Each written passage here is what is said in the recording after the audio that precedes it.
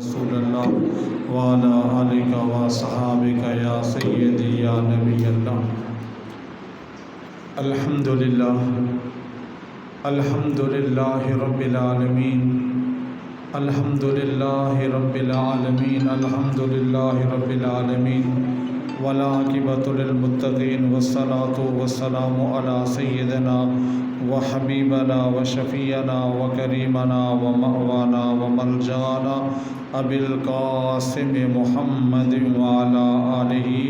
واصحابہ واہل بیتہ واولیاء امتہ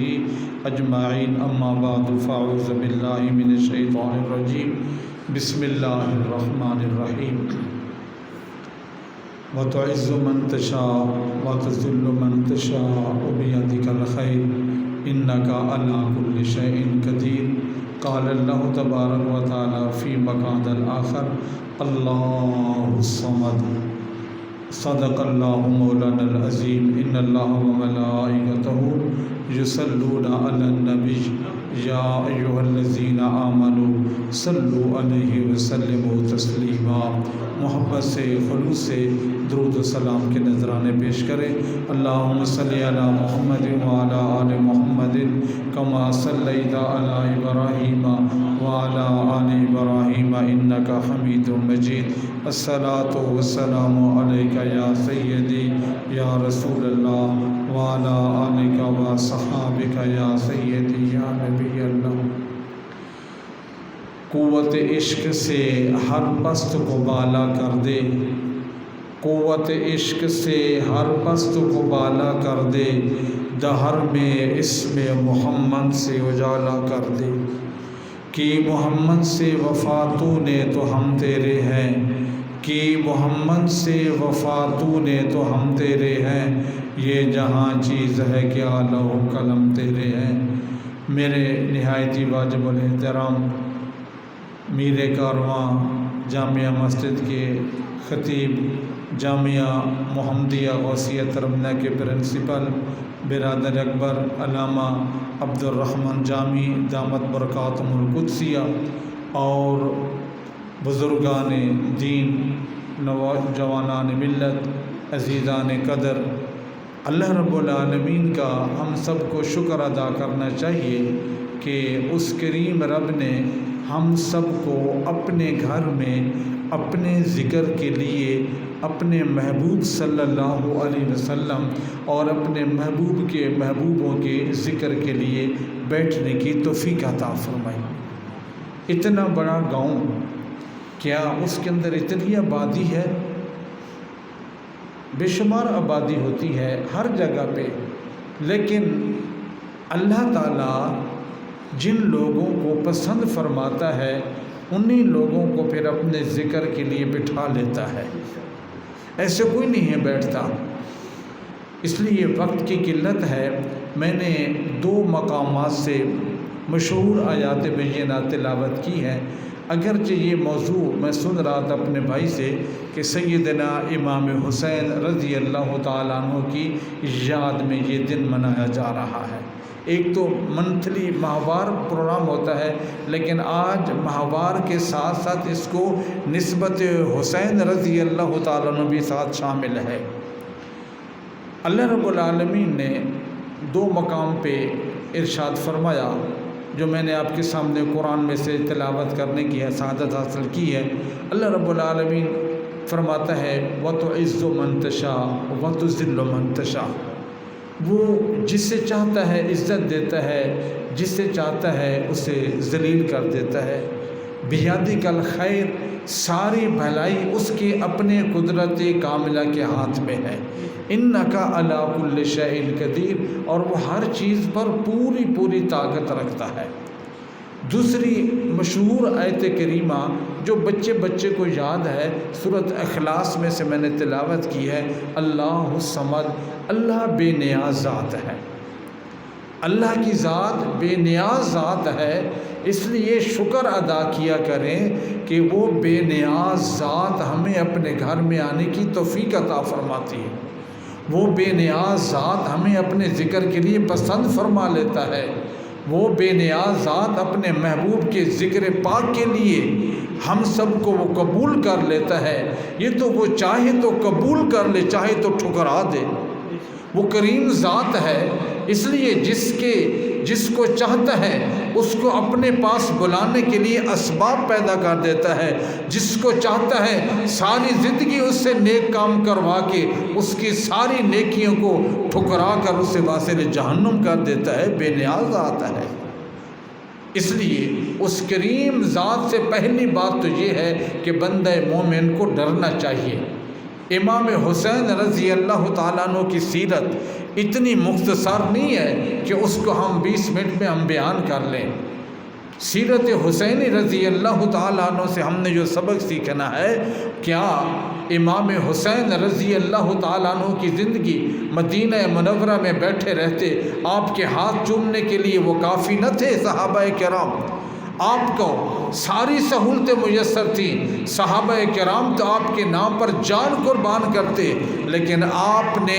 مدینہ المنورہ اپنے نانا جان کا روضہ، اپنی والدہ محترمہ کا مزار شریف کو چھوڑ کر کربلا کی طرف سفر کیوں کیا؟ اس لیے کہ اپنے نانا جان کا یہ دین مصطفیٰ کو بچایا جائے۔ امام حسین رضی اللہ تعالیٰ عنہ نے اس دین کو بچانے کے لیے مدینہ المنورہ، جس گنبد خضرا کی جالیوں کو دیکھنے کے لیے ہم سارے لوگ ترستے ہیں، مدینہ طیبہ سے اگر ہمیں تسبیح مل جائے، نہ جانے کس ملک کی بنی ہوئی ہوتی ہے، ہم اس کو اپنی آنکھوں سے لگاتے ہیں۔ مدینہ المنورہ، احد پہاڑ کی ہمیں چھوٹی سی کنکری مل جائے، ہم اس کو سنبھال کر اپنے پاس محفوظ کرتے ہیں۔ یہ احد پہاڑ کی یہ کنکری مجھے ملی ہے مدینہ طیبہ کا، ہمیں اگر کوئی ٹکڑا مل جائے ہم اس کا احترام کرتے ہیں۔ دوستو، ہمارا تو عشق رسول کا یہ حال ہے، مدینہ المنورہ کی مٹی کو بھی ہم چومتے ہیں، مدینہ المنورہ سے آئی ہوئی تسبیح کے ایک ایک دانے سے ہم محبت کرتے ہیں۔ امام حسین تو سراپا نظارہ مدینہ المنورہ تھے، آپ نے مدینہ منورہ کو اس لیے چھوڑا کہ میرے نانا جان کا دین بچ جائے۔ آج ہم سب لوگوں کو اس دین متین کو سیکھنا بھی ہے، سکھانا بھی ہے،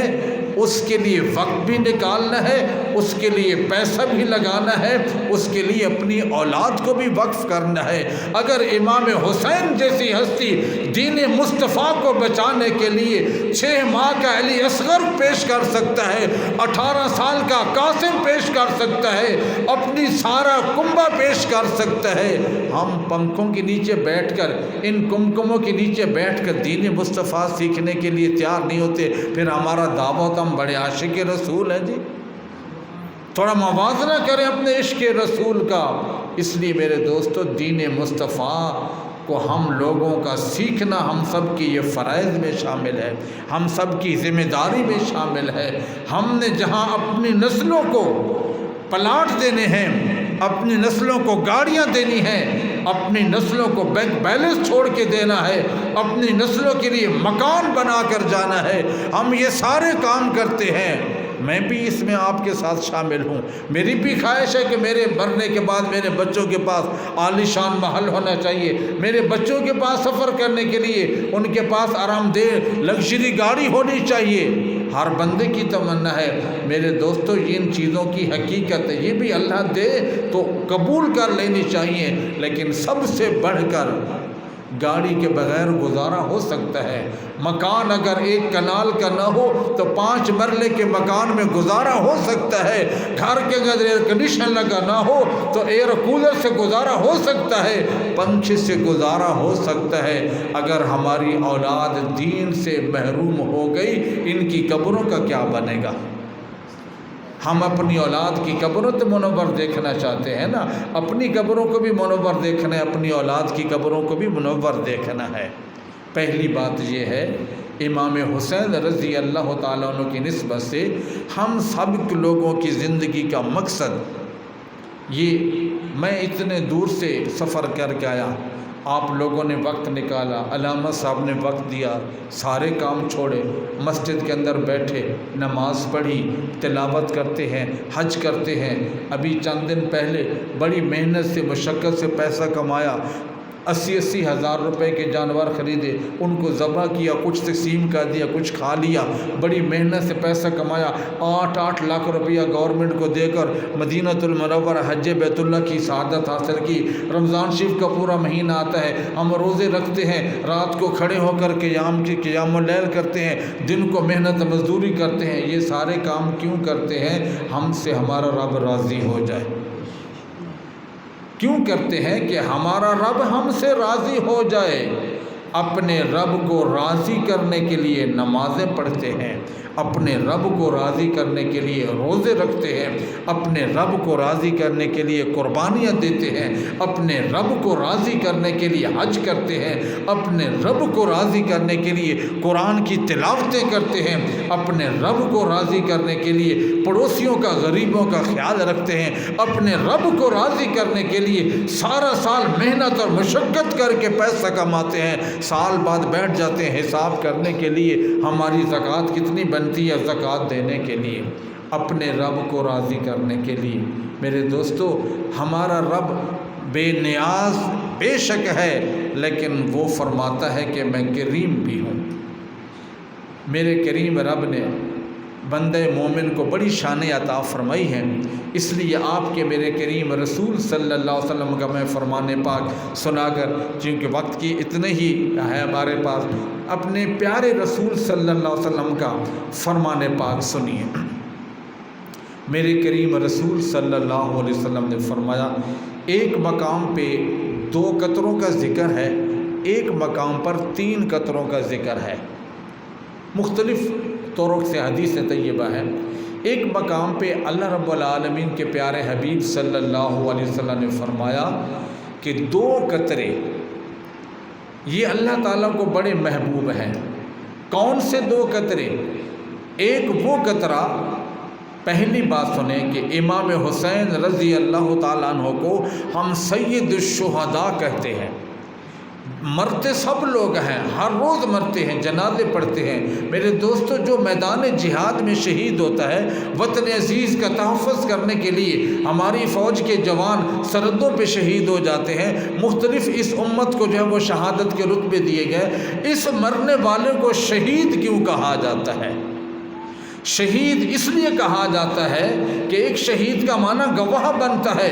دوسری بات یہ ہے کہ ایسے مرنے والے شخص کو کہ جو میدان جہاد میں کفار سے جنگ کر رہا ہے، دین اسلام کو اس کی بقا کے لیے جنگ کر رہا ہے، وہ اپنی جان کا نذرانہ پیش کر رہا ہے، تو اللہ رب العالمین کے پیارے محبوب صلی اللہ علیہ وسلم نے فرمایا، اس کو مردہ نہ کہو، اس کو شہید کہو، اس کو شہید کہو۔ کیوں؟ پھر اس کو اسی لباس کے ساتھ دفن کرنے کا حکم ہے۔ شہید کے بدن سے اوزار اتارنے کی اجازت ہے، شہید کے بدن سے ایکسٹرا سامان اتارنے کی ضرورت ہے۔ شہید کو نہ تو غسل دینے کا حکم ہے، نہ اسے کفن دینے کا حکم ہے۔ جس لباس میں وہ ہے، خواہ وہ اس کے بدن پہ اپنے وطن کی یونیفارم ہے یا اس کے بدن پر کوئی بھی لباس ہے، جس لباس میں وہ شہید ہوا ہے، اس کو اسی لباس کے ساتھ قبر میں اتارنا پڑتا ہے۔ کیوں؟ آپ کے میرے کریم رسول صلی اللہ علیہ وسلم نے فرمایا، شہید وہ خوش نصیب ہے۔ جنت میں سارے لوگ جائیں گے نا، جنت کے اندر جنت کی بھی کیٹیگری طبقات ہوں گے۔ جنت کے اندر سب سے اعلیٰ نعمت جو ہوگی وہ ہوگی اللہ تعالیٰ کا دیدار، اللہ تعالیٰ کے رب ذوالجلال کے اس مکھڑے کا دیدار ہوگا، یہ سب سے اعلیٰ عرفہ نعمت ہوگی۔ اور شہید وہ خوش نصیب ہے جب وہ میدان جہاد میں جاتا ہے اور وہ دشمن کے مقابلے میں آتا ہے، دشمن اس کے اوپر خواہ وہ گولی چلاتا ہے، خواہ وہ تلوار چلائے، خواہ وہ نیزہ چلائے، جس بھی ذرائع کے ساتھ اس شہید کو یہ دنیا چھوڑنے کی سعادت حاصل ہو رہی ہوتی ہے، شہید کے بدن سے خون کا جو قطرہ نکلتا ہے زمین پر وہ بعد میں گرتا ہے، اس کو دیدار خداوند ذوالجلال پہلے ہو جاتا ہے۔ اس عظمت کی وجہ سے شہید کو نہ تو کفن دینے کی اجازت ہے، نہ اس کے بدن پہ جو لباس ہے اس کو اتارنے کی اجازت ہے۔ جس حال میں اس کو رب ذوالجلال کا دیدار ہوا، اللہ رب العالمین نے فرمایا یا ایتھا النفس المطمئنہ ارجعی الی ربک راضیۃ مرضیہ، اے نفس مطمئنہ کے مالک، اے اللہ کی توحید کا علم بلند کرنے کی خاطر، دین مصطفیٰ کی بقا کی خاطر، اپنے وطن عزیز کی سرحدوں کی حفاظت کی خاطر، اپنے اہل و عیال، اپنے عزتوں کی بقا کی خاطر اگر دشمن سے تو لڑ پڑا ہے تو تو نفس مطمئنہ کا مالک ہے۔ اب تو اپنے کریم رب کے پاس اس حال میں لوٹ، ارجعی الی ربک راضیۃ مرضیہ، تو اپنے رب کے پاس اس انداز سے لوٹ کے اللہ تو اس سے راضی ہے۔ فادخلی فی عبادی وادخلی جنتی، اپنے اللہ کے محبوب بندوں میں داخل ہو جا اور جنت، میری جنت میں داخل ہو جا۔ یہ شہید کی عظمت ہے، اس کو شہید کہا جاتا ہے۔ پھر اللہ نے فرمایا وَلَا تَقُولُوا لِمَن يُقْتَلُ فِي سَبِيلِ اللَّهِ أَمْوَاتٌ بَلْ أَحْيَاءٌ وَلَٰكِن لَّا تَشْعُرُونَ، وہ خوش نصیب جو اللہ کی راہ میں شہید ہو جاتے ہیں ان کو مردہ نہ کہو، بلکہ وہ اللہ کے ہاں زندہ ہے، ان کی زندگی کا شعور تمہیں نہیں ہے۔ اس کے اوپر پھر بات کرتے، میں اپنے نبی کریم صلی اللہ علیہ وسلم کے فرمان پاک کو پورا کروں۔ آپ نے فرمایا جو دوسرا قطرہ ہے جو اللہ کو زیادہ محبوب ہے، وہ فرمایا وہ بندہ مومن کا قطرہ ہے جب وہ تنہائی میں بیٹھ کر یا کسی جگہ پر بیٹھ کر 80 سال کے بعد، 70 سال کے بعد، 50 سال کے بعد، 20 سال کے بعد، 10 سال کے بعد جب وہ بیٹھتا ہے سوچتا ہے میرے کریم رب نے مجھے کھانا بھی دیا، میرے کریم رب نے مجھے لباس بھی دیا، میرے کریم رب نے مجھے یہ بھی نعمت دی، میرے کریم رب نے مجھ کو یہ بھی کرم کیا، میں اس کریم رب کی یہاں بھی نافرمانی کرتا رہا، میں اپنے کریم رب کو یہاں بھی ناراض کرتا رہا، میں اپنے کریم رب کو یہاں بھی ناراض کرتا رہا، میں نے یہ بھی گناہ کیا ہے، میں نے یہ بھی گناہ کیا ہے۔ اپنے جب گناہوں کی ایک لمبی فہرست دیکھتا ہے، ادھر کریم رب ذوالجلال کے جلال دیکھتا ہے، پھر قبر کی اندھیری رات کو دیکھتا ہے، روز محشر کی تاریکی کو دیکھتا ہے، ساری امتوں کے سامنے اپنا رب کی بارگاہ میں حاضری کے موقع کو دیکھتا ہے، جب اپنی شرمندگی میں بیٹھ کر اپنے رب کی بارگاہ میں اپنے گناہوں کی معافی مانگتا ہے، اپنے رب کے سامنے اپنے گناہوں کو یاد کر کر کے رب کے خوف سے ڈرتے ہوئے اپنی آنکھوں سے آنسوں کو بہاتا ہے۔ میرے کریم رسول صلی اللہ علیہ وسلم نے فرمایا جو بندہ مومن جہاں بھی بیٹھ کر خوف خدا کو یاد کرے اور جب اس کی آنکھ سے پانی کا قطرہ، آنسوں کا قطرہ آنکھ سے جاری ہوتا ہے، اس کے اندر اللہ رب العالمین نے وہ طاقت رکھ دی ہے، دیکھنے والوں کو تو آنکھ سے نکلنا ہوا پانی نظر آتا ہے، لیکن اس کی طاقت رب نے یہ رکھ دی ہے جو فرشتوں نے 50 سال پہلے تمہارے زنا جیسے گناہ کو لکھ کر محفوظ کر لیا تھا، تمہاری کرپشن کو 50 سال پہلے اللہ رب العالمین کے فرشتوں نے محفوظ کر لیا تھا، اپنے والدین کو دکھ پہنچایا، پڑوسیوں کو دکھ پہنچایا، اللہ تعالیٰ کی نافرمانیاں کرتا رہا، جو فرشتوں نے تمہارے گناہوں کو محفوظ کر کے آسمانوں میں محفوظ کر لیا۔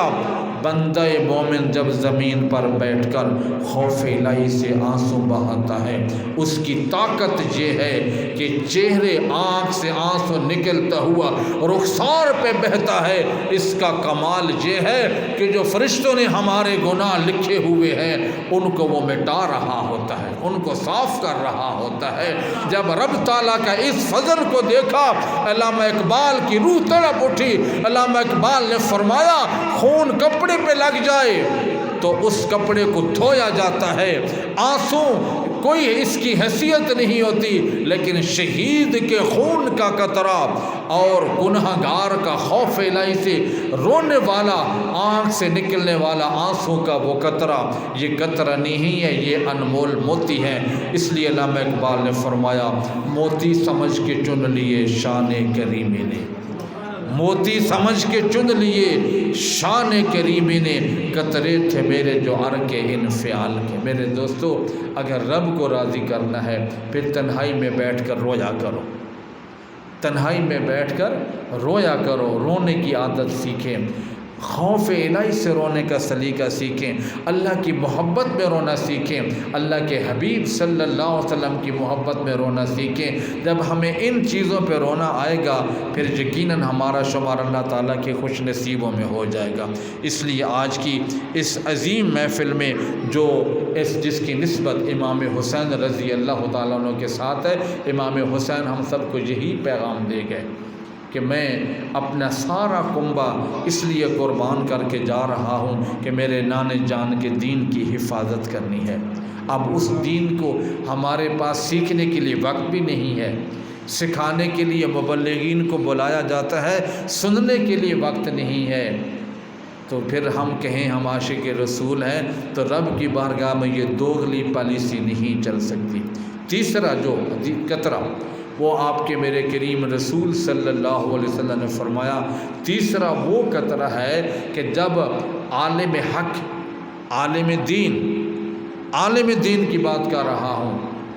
یہ نہیں کہ بس 2 دن کتابیں پڑھی تو پھر عالم دین بن گیا۔ عالم دین بننے کے لیے راتوں کو جاگنا پڑتا ہے، عالم دین بننے کے لیے گھروں کو چھوڑنا پڑتا ہے، عالم دین کے لیے 10-10 12-12 سال راتوں کو سردی گرمی کی راتیں جاگنی پڑتی ہیں، لمبے لمبے سفر کرنے پڑتے ہیں، بھوک پیاس کا مقابلہ کرنا پڑتا ہے، کہیں جا کر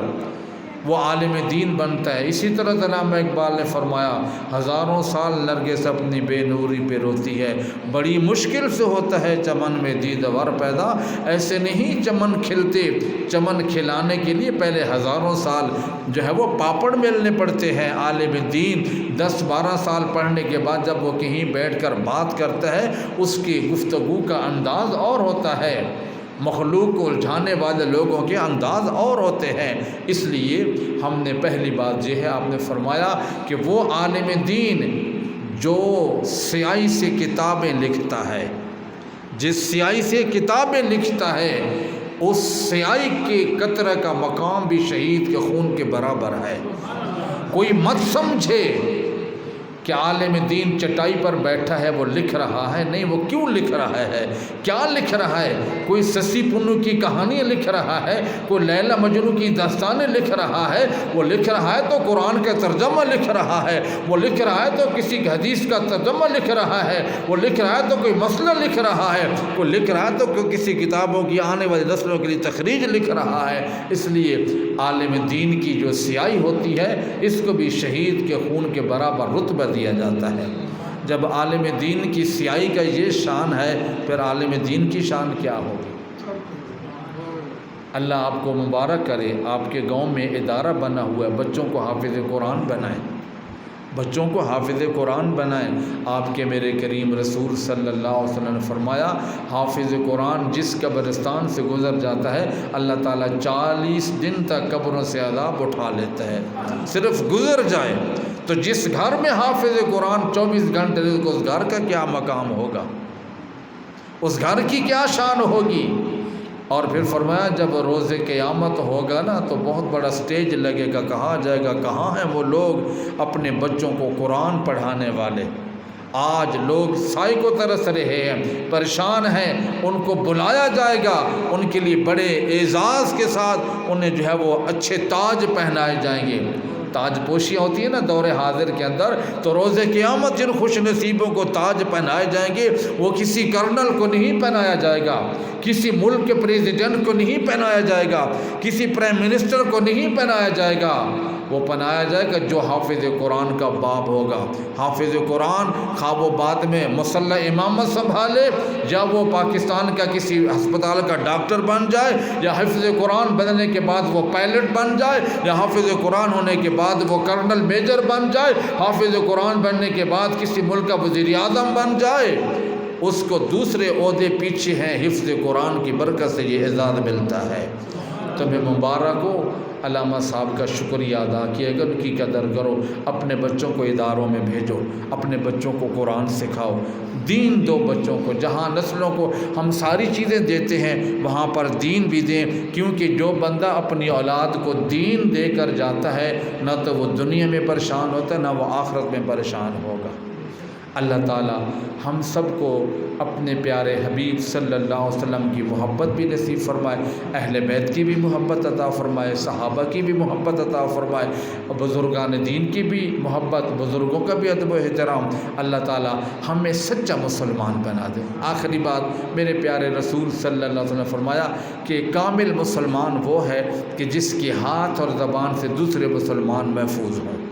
ہم نے خود فیصلہ کرنا ہے، اگر میری ہاتھ سے میری زبان سے دوسرے مسلمان محفوظ ہیں تو پھر تو میں مومن ہوں۔ اگر میرے ہاتھوں اور میری زبان سے کوئی بندہ، دوسرا بندہ کوئی بھی ہو سکتا ہے، وہ پریشان ہے، پھر مجھے اپنا ایمان کو سلامت کرنے کے لیے کوشش کرنی چاہیے۔ اللہ تعالی ہم سب کی حاضری کو قبول فرمائے۔ وما علینا الا البلاغ۔ آمین۔ اللہم صلی علی سیدنا و مولانا محمد وعلی آل محمد وبارک وسلم۔ ربنا آتنا فی الدنیا حسنۃ وفی الآخرۃ حسنۃ وقنا عذاب النار۔ یا اللہ، آج کا جو لنگر پکایا گیا، اس محفل کا اہتمام کیا گیا، بندے نچیز نے جو اپنے دوستوں کو، بچوں کو، بھائیوں کو جو قرآن و حدیث طیبہ کا درس دیا، اس محفل کا ثواب، اس لنگر شریف کا ثواب نبی کریم صلی اللہ علیہ وسلم کی بارگاہ میں نذرانۃ ہدیۃ تحفۃ پیش کرتے جا اللہ سے مقبول و منظور فرمائے۔ آپ صلی اللہ علیہ وسلم کے طفیل انبیاء علیہ السلام، آپ صلی اللہ علیہ وسلم کے والدین کریمین، امہات المومنین، جملہ اہل بیت اطہار، خلفائے راشدین رضوان اللہ تعالی اجمعین، انبیاء علیہ السلام کے والدین کریمین، انبیاء علیہ السلام کی مومنات ازواج مطہرات، مومنین مومنات اولاد اطہار، جملہ صحابہ کرام، صحابیات، تابعیات، طبع تابعین، طبع تابعیات، تمام غزوات کے شہداء اعظم، بالخصوص شہداء بدر، شہداء احد، شہداء کربلا، رفقائے امام حسین رضوان اللہ تعالی علیہ اجمعین کی بارگاہ میں پیش کرتے جا اللہ تمام شہداء کے درجات بلند فرما، تمام بزرگان دین کے درجات بلند فرما، حضرت آدم علیہ السلام سے لے کر آج تک جملہ مومنین مومنات جا اللہ، بالخصوص ہم سب کے والدین میں سے، ہمارے بہن بھائیوں میں سے، عزیز و اقارب، ہمارے جتنے بھی رشتہ دار، دوست، احباب، اساتذہ کرام، اساتذہ کے والدین، ان کے بچے، پوری امت محمدیہ صلی اللہ علیہ وسلم، بالخصوص یا اللہ اس پوری آبادی میں سے جو مومنین مومنات دنیا سے رحلت فرما گئے، یا اللہ جن لوگوں نے اس مسجد کی بنیادوں سے لے کر تحال، جس نے اس کے اندر ایک نماز پڑھی ہے، جو بار بار نمازیں پڑھی ہیں، تعاون کیا ہے، جو دنیا سے چلے گئے، یا اللہ سب کو جنت الفردوس میں اعلیٰ مقام عطا فرما، جو زندہ ہیں یا اللہ ان کے گھروں کو آباد فرما، یا اللہ جو لوگ تیرے گھر کو آباد کرتے ہیں تو ان کے گھروں کو آباد فرما، جو تیرے گھر کے اندر دین کی خدمت کرتے ہیں یا اللہ تو ان کے گھروں کو دین کے نور سے منور فرما، یا اللہ جو لوگ دین کی خدمت کرنے والوں کے ساتھ معاونین ہیں، علامہ صاحب کے ساتھ جو لوگ معاون تعاون کرتے ہیں، جنہوں نے ادارے کے لیے جگہ دی ہے، مالی تعاون کرتے ہیں، یا اللہ سب کو اپنے غیب کے خزانوں سے مالا مال فرما، یا اللہ علامہ صاحب کو صحت والی طویل زندگی عطا فرما، ان کے بچوں کو علم نافع عطا فرما، اس علاقے کے لیے اللہ اس دارالعلوم محمدیہ غوثیہ کو بہترین درسگاہ ثابت فرما، یا اللہ جس وہاں پر جہاں پر وقت کے غزالی، وقت کے رومی پیدا فرما، یا اللہ اس پورے علاقے کے اوپر رحم و کرم فرما، تمام بیمار جو ہسپتالوں میں، گھروں میں زیر علاج ہیں، بالخصوص اس بستی میں سے جو لوگ بیمار ہیں، مرد، عورتوں، بچوں میں سے، یا اللہ سب کو شفائے کاملہ عطا فرما، سب کا جتنے لوگ پریشان ہیں سب کی پریشانیاں دور فرما، تنگ دست لوگوں کو وسیع رزق عطا فرما، جو لوگ بے اولاد ہیں یا اولاد نرینہ سے محروم ہیں، یا اللہ سب کو خوش نصیب اولاد نرینہ عطا فرما، جو لوگ صحب اولاد ہیں سب کی اولادوں کو نیک اور لیک بنا دے، یا اللہ ملک پاکستان بہت مشکل میں ہے، اس وطن عزیز کو تمام اندرونی بیرونی سازشوں سے اس کی حفاظت فرما، یا اللہ پاکستانی قوم کی خطاؤں کو معاف فرما، یا اللہ جو پچھلے دنوں پاک آرمی کے افسران جو شہید ہوئے ان کے درجات بلند فرما، جو سیلاب میں لوگ شہید ہوئے سب کے درجات بلند فرما، ان کے لواحقین کو صبر جمیل عطا فرما، یا اللہ جو لوگ سیلاب میں جن کا نقصان ہوا ان کو آگے جن کے مکان بہہ گئے پہلے سے بہتر خوبصورت مکان عطا فرما، ان کے مال مویشی وہاں بہہ فرمائیں گے یا اللہ ان کو بہتر نعم البدل عطا فرما، یا اللہ اپنی محبت عطا فرما، اپنے حبیب کی محبت عطا فرما، اپنی مخلوق کی محبت عطا فرما، اپنے مخلوق کی خدمت کی لگن نصیب فرما، یا اللہ دین متین کے لیے وقت، دین متین کی خدمت کے لیے صحت والی طویل زندگی عطا فرما، ہم سب کو دولت صدیقی، دولت عثمانی عطا فرما، اس پورے علاقے کو آباد و شاد فرما، اس علاقے کو جن و انس اور شیطان کے جملہ شرور سے محفوظ فرما، اس بستی کے لوگوں کو امن نصیب فرما، اس بستی کے لوگوں کو محبت نصیب فرما، اس بستی کے لوگوں کے دلوں کو یا اللہ جوڑ دے، اس بستی کے لوگوں کے دلوں سے نفرتوں کو نکال دے، محبتیں پیدا فرما دے، یا اللہ محبتیں پیدا فرما دے، نفرتوں کو دور فرما دے،